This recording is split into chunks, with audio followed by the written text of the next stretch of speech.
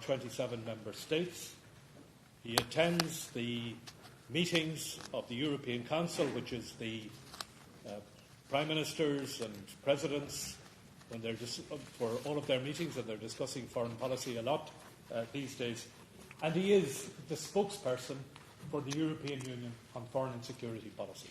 So when you're in doubt and you need to know what is the official European Union position on any issue, from Ukraine to Palestine, follow this man. And it's a great pleasure for me to introduce him now to you, to speak to you, the High Representative and Vice President Joseph Borrell. Please give him a big welcome.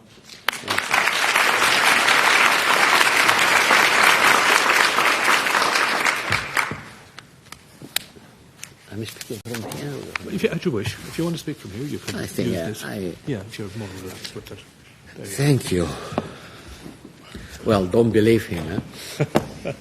It's much more complicated than that. It's much more complicated. I think that it was one American Secretary of State who said, I would like to talk with the European Union, but I don't know which phone number to call. And it's still not clear exactly which phone number you have to call when you want to talk with the European Union.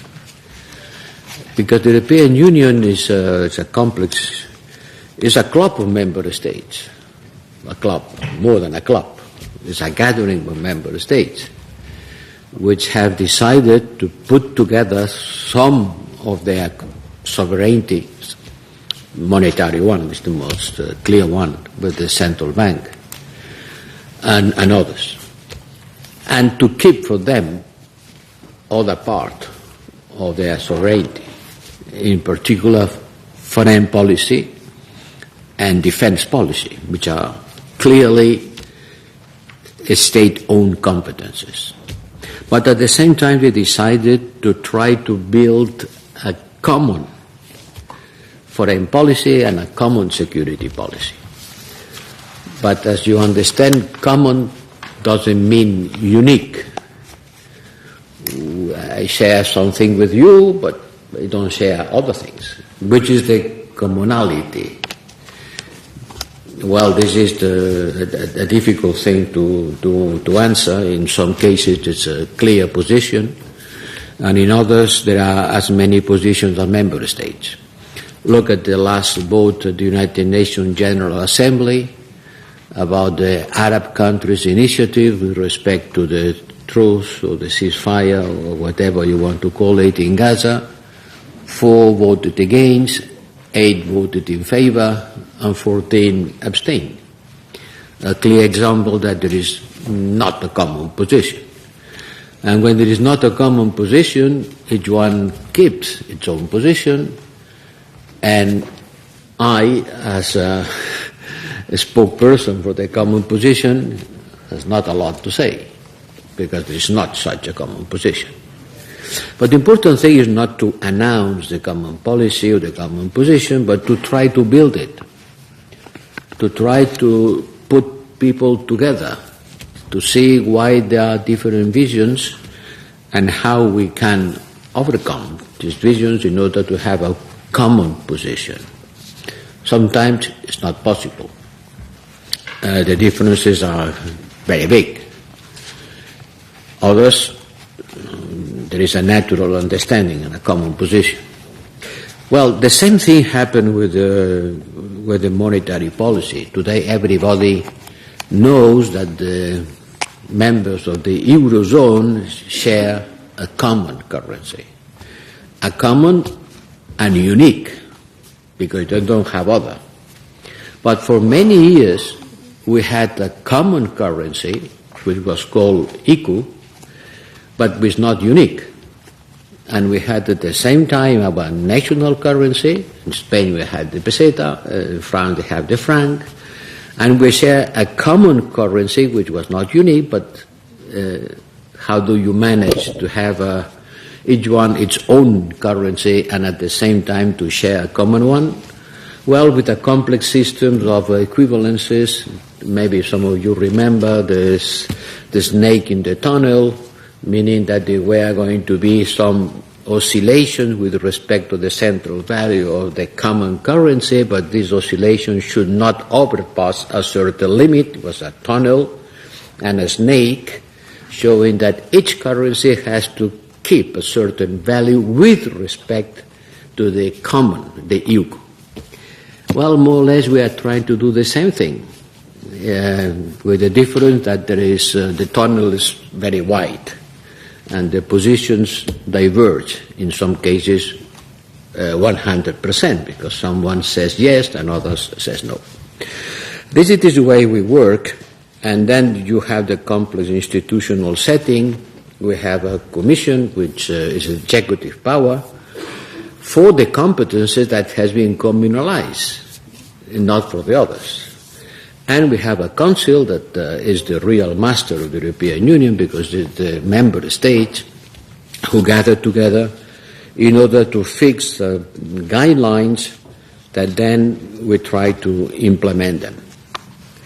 And in this complex environment, in a complex world, it's becoming more and more difficult to fix a position which can be implementable, not just in the matter of principles, but in action. This introduction is to give an answer to the fact that who is speaking on behalf of the European Union. Well, it depends on what. It depends on what. And even I can say it depends when. And it depends also on the permanent fight on the political sense of the word between this complex institutional setting, which are the competences of the member states and which are the competences of the Commission. It's defined in the treaties, but as any legal definition, there are overlaps, and there is the critical political pressure for one side on the other to have the lead. And this is especially true when we talk about the more political things, the more this institutional controversy sometimes appears.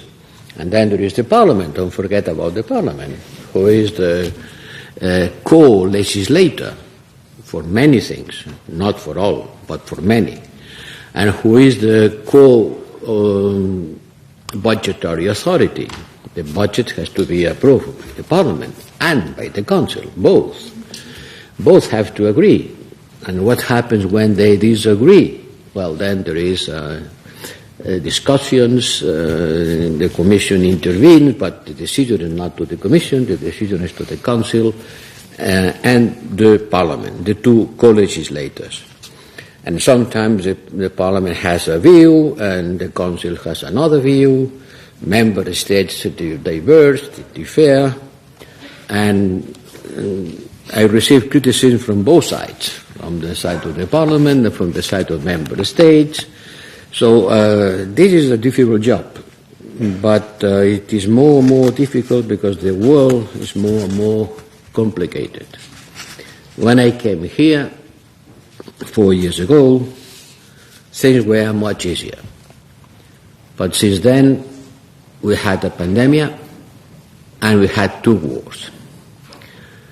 The war of Russia and Ukraine and the current war or the conflict between Palestine and Israel, but many others. And the human rights are being more and more violated.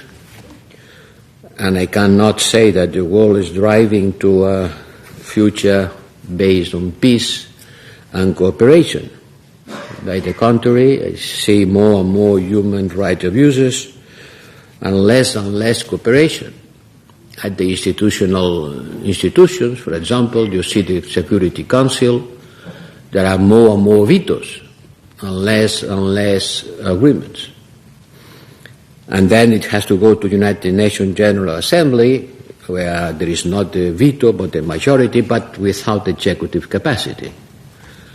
Although the executive capacity of the decision of the Security Council is also quite theoretical, because there are a lot of resolutions which are being voted, agreed, but not implemented. And the last one is the request for a ceasefire in Gaza, which has been voted at the Security Council, but not implemented.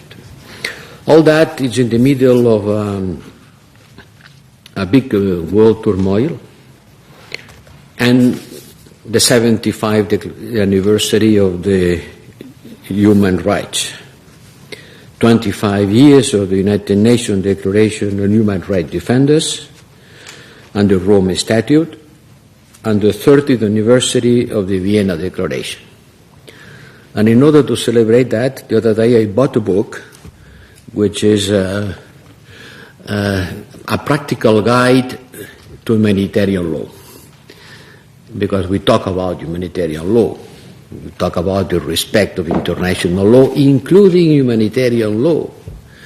We talk about it, but to tell the truth, every time I ask for a legal advice about how humanitarian law is being implemented, I have so different views that I decided to buy a book like this, a practical guide to humanitarian law, in order to be able to understand which is the content of this Human Rights Defenders Declaration, the Rome Statute, which is the role of the International Criminal Court, how does it work, the Rome Statute, so many conflicts around the world, what is a war crime, who has to decide if something is a war crime in the legal sense of the word, where does human rights start, who is violating them, who are defending them. And this is part of my portfolio, and we have here our special representative for human rights, and we have a lot of resources devoted to defend human rights and to defend the defenders of human rights. So the difficulties of the time in which we are living could only encourage us to continue defending human rights globally, because what we are seeing is the return of brutal power politics. And more conflicts are being solved by the use of force, something that was supposed to be forbidden, not the use of force to solve conflicts. But what I see is that more and more conflicts are being solved by force. Look, example, has happened in Azerbaijan, Armenia. A long frozen conflict that suddenly has been, I wouldn't say solved, but decisively determined by a military intervention that in 1 week made 150,000 people having to move. In 1 week. Like this, 150,000 people had to abandon their houses and run. And the international community regretted, expressed concern, sent humanitarian support, but it happens by the use of force. And this is an example, one more recent example. But look what's happening in Sudan, what has happened in Ethiopia, what's happening in Sahel, what's still happening in many Latin American countries where violence increases. I remember Costa Rica was supposed to be the Switzerland of Latin America. When you have a look at the number of criminal acts happening in Costa Rica 20 years from now and today, is skyrocketing. Drug has a lot of things to do with that. Many countries around the world are being destabilized by the fact that drugs dealers are so powerful. I made a phone call, I kept going out of my paper, I made a phone call to the new recently elected president of Ecuador. Remember that the candidate of his political party was killed assassinated during the campaign.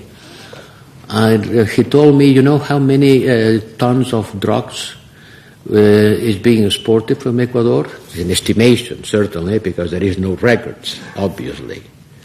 2,000 tons. You know how much does it cost a ton of drug in Europe? between 50 and 100, 50 millions, 100 millions. Multiply. It makes the amount of cash generated by the drug traffics is 2 times the GNP of the country. Someone has in cash 2 times, twice the GNP of the country. How do you fight against it? How do you ensure the rule of law? How do you ensure that this money is not being used to corrupt anyone, from the most humble policeman or policewoman to the highest rank of the political structure? Yes, the drugs are something that are rooting the political structure of many countries around the world, in particular in concrete this part of the world, in South America, but also in Africa. So yes, we see a regression in human rights. We see increasing violence and increasing inequality. We see disinformation. Take care with the images that you see in the social networks. Verify them before widespreading, because maybe they are false. And I see in my case some moments in which I said, look at that. And 5 minutes later, my team said, shh, this is not what you think it is. The image is real, but it did not happen there. What it doesn't happen yesterday, it happened somewhere else many years ago. And it's being widespread, and people believe it. And how do we fight against this wave of disinformation? With information. And democracy is a system that works with information. Information is the engine of democracy. People are being called to choose. But when you make a choice, it's because you know the properties of the options. You have to be able to make a judgment. And your judgments are done on your perception, which is always particular and maybe not significative, and on the reality of things.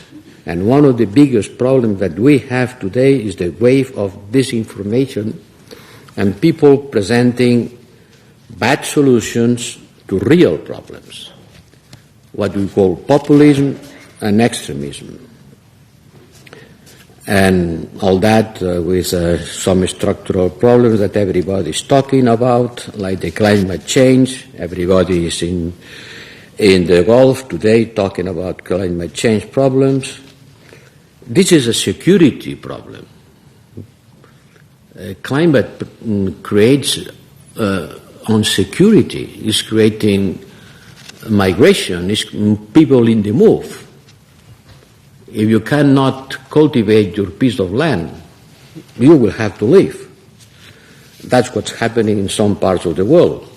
And migration is being pushed by climate, the fight for natural resources. Climate has become an existential threat, and not for tomorrow. It's right now. But certainly tomorrow will still be worse. Unhappily, human rights and international law are always the first casualty of wars or military coups. Since I am here in Brussels, I don't know how many military coups I've been witnessing. In some parts of the world, it's a domino effect. One country starts and then all others follow. I am thinking on the Sahel area, which is linking to the Gulf of Guinea. Who remembers what's happening in Kabul? Afghanistan has disappeared of the media. In Afghanistan, you have a gender apartheid. I think this is a good way of calling what's happening there, a gender apartheid. Not by the color of the skin, but by gender. Women and girls are deprived from going to the school, and an awful dictatorship is ruling the country.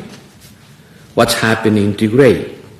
Hundreds of thousands of people have died on the civil wars inside Ethiopia. First with the Tigray, after with Amara. What's happening in Sudan? where at least 3 low wars are fighting against each other just to try to keep power. And each one of them being supported by some of the neighbors. One neighbor supports one, other neighbor supports other. And do you remember Darfur? Well, Darfur, the awful crisis in Darfur is coming back. And there are hundreds of thousands of people, refugees, flying from Sudan war and going to neighborhood Chad or Ethiopia. Or look at what's happening in the Democratic Republic of Congo, where we try to send an electoral observation mission. In fact, they were there. And they had to withdraw this mission because the conditions were not met in order to deploy these people in a meaningful way.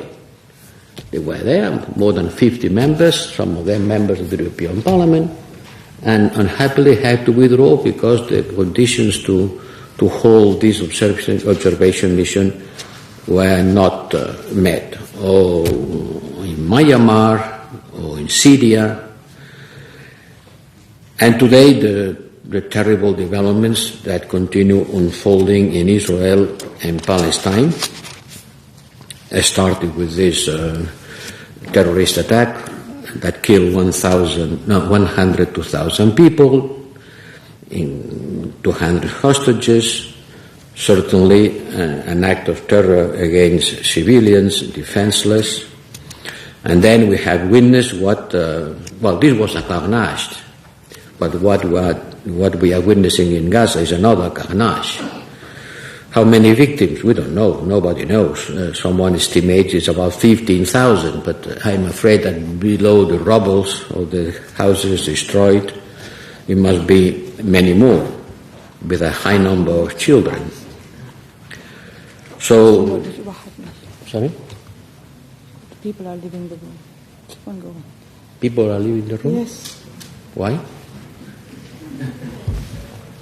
Maybe I said some inconvenience, but the United Nations has clearly said that what's happening in one case was a carnage, and what's happening in Gaza is another one. It's another one, because one cannot accept this high number of civilian casualties. Even, obviously, Israel has to defend itself. As I said, one horror cannot justify another. It was a horror, but one horror cannot justify another. And the international community more and more are raising their voices, asking for this horror to stop. I travel to the region, I meet with the Israelis and Palestinian leadership and many other regional actors, and on that we have a concrete agenda. We are asking for the free of all hostages, to put an end to this man-made humanitarian catastrophe, to look for a solution for the day after, stop the illegal settlements and the aggressions against Palestinians in the West Bank. When the Oslo Agreement were signed 30 years ago, there were 4 times less settlers in the West Bank than today, which makes the two-state solution much more difficult. To avoid the spillover of this conflict in the region, which is becoming more and more difficult too, because you see the Houthis launching rockets against Israel and affecting the freedom of navigation in the Gulf. To combat anti-Semitism, also Islamophobia and Palestinophobia in Europe and elsewhere. I think that one has the right to criticize the state of Israel, the government of the state of Israel, without being qualified as anti-Semitism. I can disagree of how a government behaves without being qualified of anti-something. I can criticize the Franco government in my country when it was a dictatorship without being anti-Spanish. I can disagree of what is happening in some place without being anti this place. And in particular, I ask for the right to defend a two-state solution without being against the existence of the state of Israel. So we have to continue working in order that the regional and international partners look for a political solution, that it can be this two-state solution, but the debate is open. If someone has other solutions, please, let's discuss about it. Because either there is two states, either there is one state, either there is not state at all. And I wouldn't like Gaza to become a new Mogadishu or a place without law and order, which could be the cradle for all kind of violence and terrorist movement and irregular migration. All that is very complicated, and I think that we have to go to the essentials, and the essential is that we need a rules-based order. We need rules, because without rules, the ones who suffer more is the weak people. La loi protège. La loi n'opprime pas, la loi protège. C'est l'absence de loi qui opprime. It's lawless. When there is no law, when there is no freedom, when there is no protection of the more vulnerable, then this is the worst of the possible situations. And that's why we have to stand everywhere, every time, in front of everybody, for international law and the United Nations Universal Declaration of Human Rights, be it in Ukraine, in Israel, in Gaza, in Ethiopia, in Sudan, in Sahel, in Belarus. I haven't mentioned Belarus, Syria, or Myanmar. And I think that we have also to avoid that all these conflicts converge on a greater conflict. We have to avoid what someone called the West against the rest, which is a minimalist way of looking at the world. The West. The West covers from Alaska to Japan, so it's not exactly where is the West. The West is not a geographical denomination. The West is a group of people that share some political and economic organization. And the rest, what is the rest? The rest is too heterogeneous to be considered as a political actor. There are the BRICS, there are the Global South, different multipolarities that sometimes converge to this clash of civilizations that we try to avoid. And now I am afraid it's coming back again. So I ask to all of you to do your best in order to avoid a global clash and to try to face each one of the challenges we are facing on its own circumstances. I wouldn't say on its merit, because there is no merit, but a specific situation. And keep the Universal Declaration of Human Rights as a groundbreaking document, the basis of everything that has to deal with the equal dignity and equal rights for every human being, which is easy to say and very difficult to make a reality for everyone.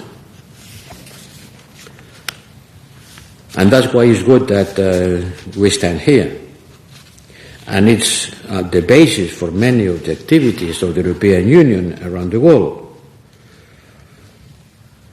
In particular, the European Union is very much engaged on fighting against gender inequality.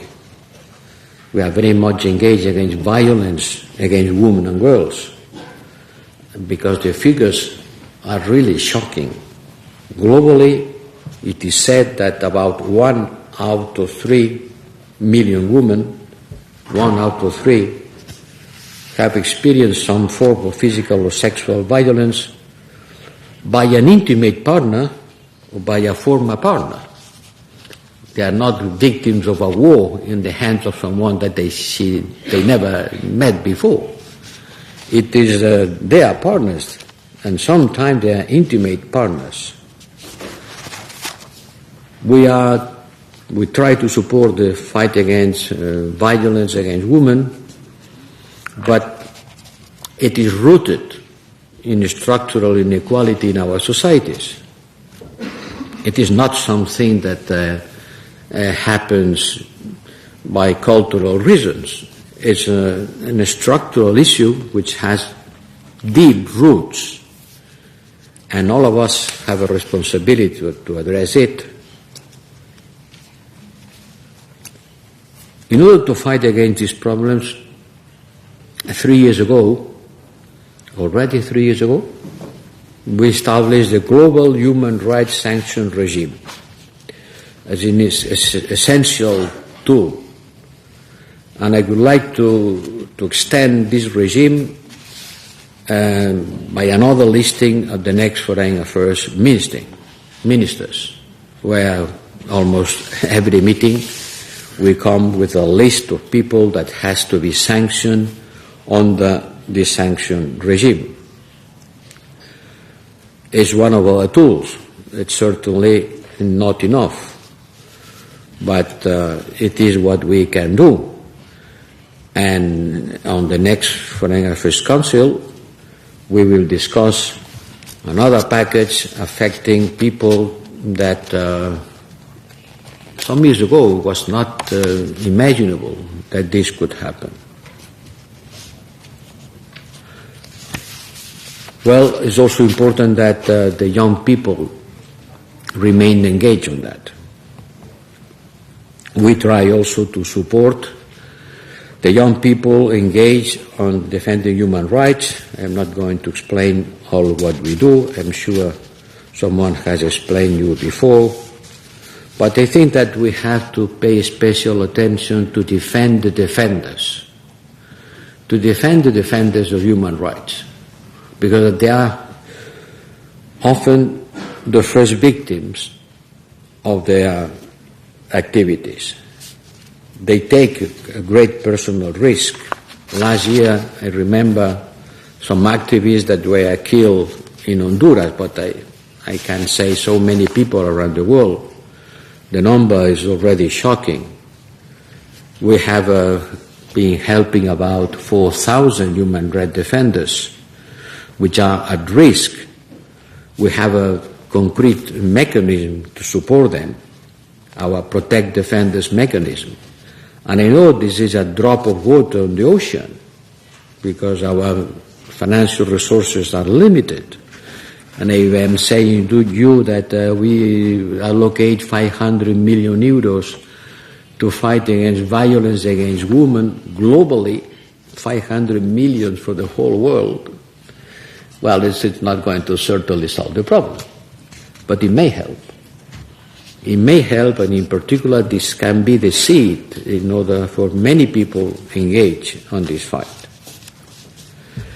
And I have to thank you because I'm sure you are strongly engaged on that, and you represent a positive change in the life of so many people around the world. Because yes, maybe sometimes it's a drop of water in the ocean, but this drop of water can save a life here and there.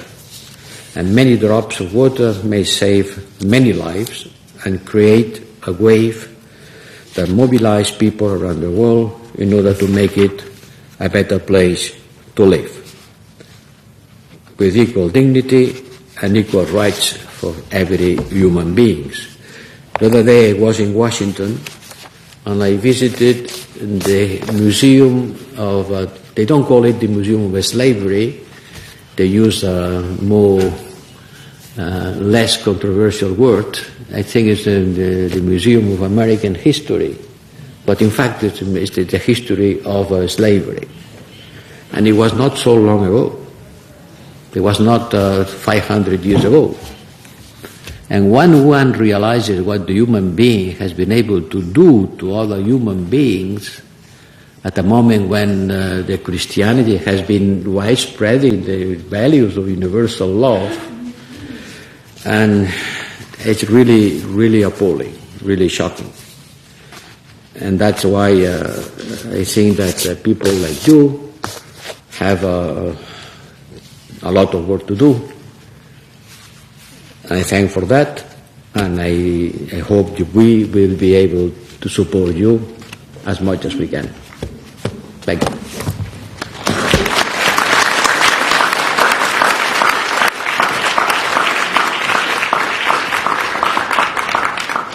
you. Thank you very much, High Representative. I think we can let the forum get back to its discussions and work now. Thank you for being with us, and thank you for a very comprehensive overview of our foreign policy, and in particular the place of human rights and